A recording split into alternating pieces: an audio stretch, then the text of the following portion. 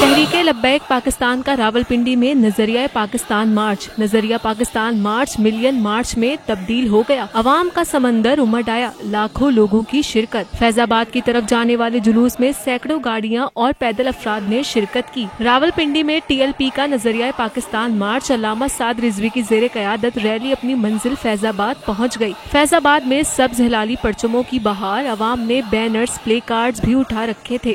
شہر لبیک یا رسول اللہ صلی اللہ علیہ وآلہ وسلم کی صداؤں سے گونج اٹھا۔ ٹی ایل پی کے سربراہ حافظ سعد حسین رضوی نے خطاب کے دوران کہا کہ بعض عناصر محض سیاسی مفادات کے لیے ملک و قوم کو بیوقوف بنا رہے ہیں۔ پاکستان دو قومی نظریے کی بنیاد پر حاصل کیا گیا اور اسی نظریے پر چلتے ہوئے ہی پاکستان کی ترقی و خوشحالی اور بقا ممکن ہے۔ دوسری جانب ٹویٹر پر بھی لبیک فیض آباد ٹرینڈ کر گیا۔ ہزاروں ٹویٹس کر کے عوام نے ریلی کو خوب سراہا، جبکہ اسلام آباد پولیس نے ٹی ایل پی کی ریلی کی وجہ سے فیض آباد انٹرچینج کو بند کر دیا۔ ترجمان اسلام آباد ٹریفک پولیس کے مطابق راول ڈیم چوک سے فیض آباد تک دونوں اطراف سے ٹریفک کے لیے ڈائیورشن ہوگی۔ یاد رہے ٹی ایل پی نے 13 اگست کو راولپنڈی کے لیاقت آباد سے فیض آباد تک نظریہ پاکستان مارچ اور فیض آباد پل پر کانفرنس منعقد کرنے کا اعلان کیا تھا۔